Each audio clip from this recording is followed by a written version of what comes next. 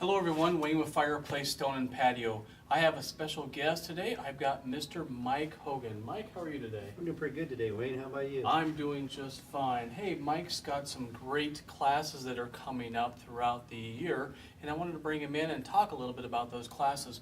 We've got one coming up on March 24th, and tell us a little bit about that, Mike. Well, on March 24th, we're going to be doing some unique recipes on the grill. We're going to have a gourmet deviled egg with a shrimp scampi salad on top of it. We're going to do a ham, and we're also going to do a homemade carrot cake with a homemade cream cheese frosting. All that's going to be done on a smoker or a grill. So what kind of fuels are we going to be using that day? We'll be using some pellet grills, we'll be using some wood and charcoal, and probably even gas grill. We are super excited to host this first class. This is the first class that we're having.